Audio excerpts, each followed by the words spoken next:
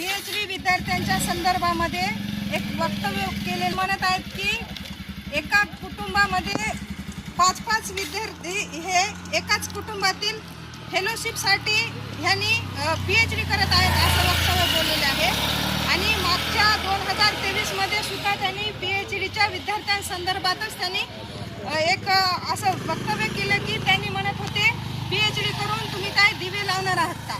मग ह्यांना एवढंच म्हणायचं आहे की तुमच्या घरामधले एकाच कुटुंबातले 5-5 खासदार आमदार होऊ शकतात, पण एकाच घरातले PhD का करू शकत नाहीत। PhD करायला आपल्याला पेट एक्झाम द्यावं लागतं।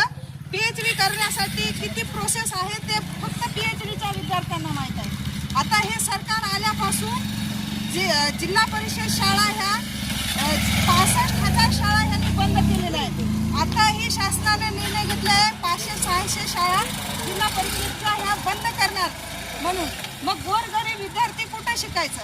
म्हणजे ह्यांचा डाव फक्त गोरगरीब, दीन, दलित आणि कामगार कष्टकऱ्यांच्या विद्यार्थ्यांना शिक्षण न देता ह्यांचं असं म्हणणं आहे की ह्या विद्यार्थ्यांना शिक्षण शिकू दिल्या जाऊ नये, कारण ह्या PhDच्या विद्यार्थ्यांच्या मागे एवढं मोठं पैशाचं षडयंत्र आहे की म्हणजे एका विद्यार्थ्यांना 45 ते 42 हजार महिन्याला पैसे मिळतात।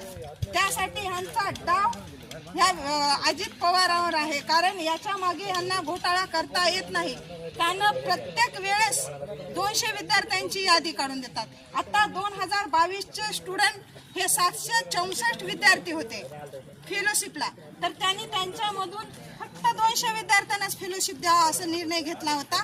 पण तो शाळा शिकून काय करणार आहे? MA झाल्याच्या नंतर काय करणार आहे? तुमची इच्छा असून सुद्धा तुम्हाला PhD करता येणार नाही, कारण का सगळं डोळा हे ह्यांचा PhDच्या विद्यार्थ्यांना आहे। म्हणून काल जे त्यांनी वक्तव्य केलेलं आहे त्याचा जाहीर निषेध म्हणून आम्ही SFIच्या वतीने इथे निदर्शने करत आहोत। या अजितदादा पवारांचा आम्ही